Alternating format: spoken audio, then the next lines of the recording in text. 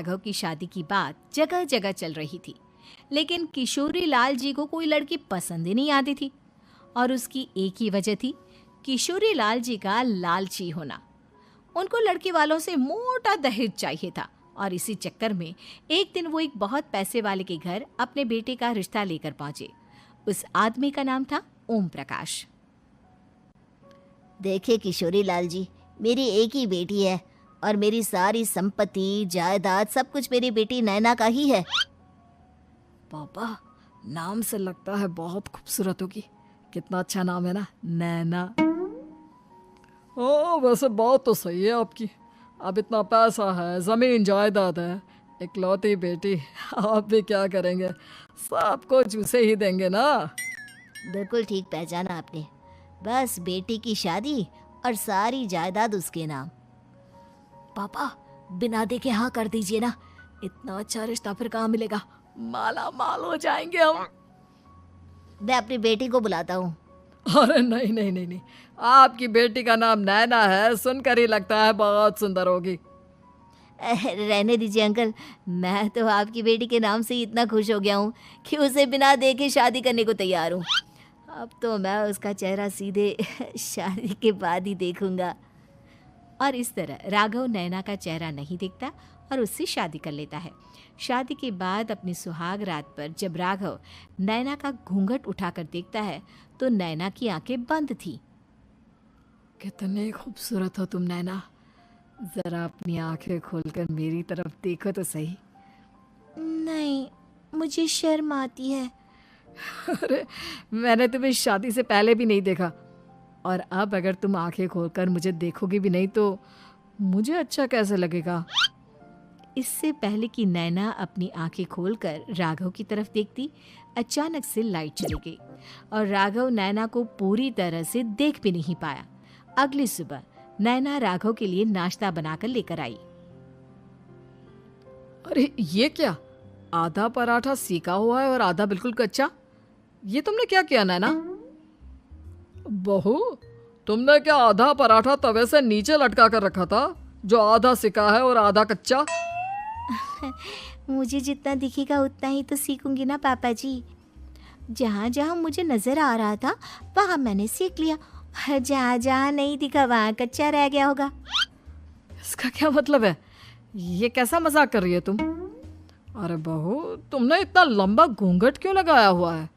देखो, हमारे घर में बहुओं को बेटी की तरह रखा जाता है, और फिर तुम तो इतना सारा माल लेकर आई हो। देखो, ये घूंघट डालकर रखने की कोई ज़रूरत नहीं है। हाँ नैना, पापा जी ठीक कह रहे हैं, तुम तो आराम से रहो, अपना ही घर समझो। नैना अचानक से अपना घूंघट उठा लेती है। अरे ये क्या पापा, नैना की तो एक आंख फूटी हुई है। नाम से नैना, लेकिन ये तो कानी बहू निकली। मेरे साथ धोखा हुआ है, धोखा। बिना दिखाए अपनी कानी लड़की मेरे संग ब्याह दी। मुझे कानी बीवी नहीं चाहिए।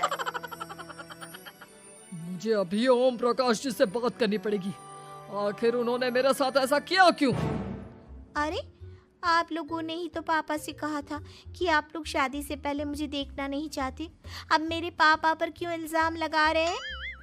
अरे लेकिन उन्हें बताना तो चाहिए था ना कि तुम कानी हो, एक आंख से तुम्हें दिखाई नहीं देता। किशोरी लाल और राघव नाराज होकर ओम प्रकाश को अपने घर बुलाते हैं। पापा जी, ये आपने क्या किया? शादी से पहले बताया क्यों नहीं कि नैना की आंखों में परेशानी है? अरे, आप ही ने तो लड़की देखने से मना कर दिया था। और लेकिन आप बता तो सकते थे। आपको तो हमारी बेटी की प्रॉपर्टी चाहिए थी, वो भी पूरी की पूरी। अब क्या हुआ अगर उसे आधा दिखाई देता है? प्रॉपर्टी तो आपको पूरी मिल गई ना। और ये क्या बात हुई? मेरी शादी प्रॉपर्टी से नहीं, आपकी बेटी से हुई है। अब ये तो पहले सोचना चाहिए था। तब तो मेरी प्रॉपर्टी देखकर तुम्हारी जुबान लप लपा रही थी। लेकिन मैं कानी लड़की को अपनी बीवी बनाकर नहीं रख सकता। पापा, कुछ करिए ना आप। हाँ, करता हूँ। देखिए ओम प्रकाश जी, आप हमारे साथ ऐसा नहीं कर सकते। और तुम देखो, अगर तुमने मेरी बेटी से शादी तोड़ी ना तो जो भी प्रॉपर्टी मैंने तुम्हें दी है वो तो पूरी की पूरी वापस ले ही लूँगा, और आधी प्रॉपर्टी तुम्हारी भी लूँगा। अरे मेरी आधी प्रॉपर्टी भला क्यों लेंगे आप? इसलिए क्योंकि मेरी बेटी को आधा नजर आता है और उसकी नज़र अभी तक तुम्हारी आधी जायदाद पर ही पड़ी है। अब तुम उसे घर से निकालोगे तो कुछ तो लेकर जाएगी ना। और अगर हम आपकी बेटी को अपने घर की बहू बना कर रखे तो?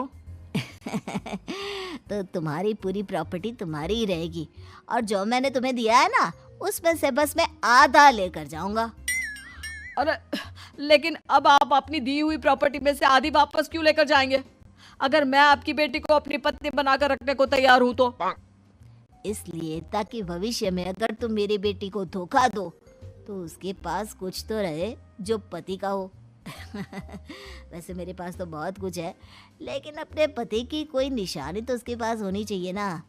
अब अगर तुमने मेरी बेटी को कानी कहा तो तुम्हें प्रॉपर्टी भी कानी ही मिलेगी, पूरी नहीं। जमाए राजा। किशोरी लाल और राघव समझ चुके थे कि वो बुरी तरह फंस चुके हैं और अब उनके पास वहां से निकलने का कोई चारा नहीं है। अब समझ में आया ना, लालच बुरी बला होती है। एक तो तुम्हें प्रॉपर्टी मिली, ऊपर से बीवी मिली, उसमें तुम्हें नखरे भी दिखाने हैं। आए बड़े, चुपचाप बैठो दोनों। कुछ दिनों के बाद नैना राघव की कार लेकर बाजार घूमने निकलती है और जब कार लेकर वापस आती है, ये क्या? एक तरफ से मेरी गाड़ी पूरी खराब हो चुकी है। लगता है तुमने मेरी गाड़ी को किसी दूसरी गाड़ी के साथ एक्सीडेंट किया है। अरे अरे कितना बड़ा नुकसान कर दिया तुमने बहू। वो क्या है ना पापा जी, मुझे एक आंख से दिखाई नहीं दे रहा था, सामने से गाड़ी आ रही थी। मुझे तो सिर्फ आधा ही दिखाई दिया और वो गाड़ी मेरी कार से रगड़ते हुए निकल गई। अब मैं क्या करूं बताओ? आप इसे ठीक कराने के पैसे कौन देगा? तुम्हारे पापा? तुमने मुझसे इस तरह से बात की? अभी रुको। नैना राघव की शिकायत ओम प्रकाश को कर देती है। देखो राघव, अब जो मेरी आधी प्रॉपर्टी तुम्हारे पास थी ना उसमें से आधी और मैं लेकर जाऊंगा, क्योंकि तुमने मेरी बेटी को डांटा।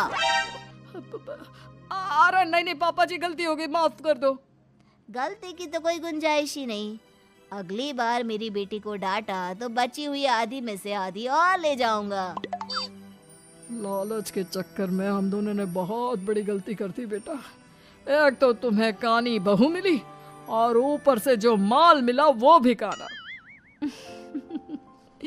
इस तरह राघव की हर एक गलती पर ओम प्रकाश उसकी प्रॉपर्टी का आधा आधा हिस्सा लेकर अपना सारा माल वापस ले गया और राघव को कानी बीवी से काम चलाना पड़ा।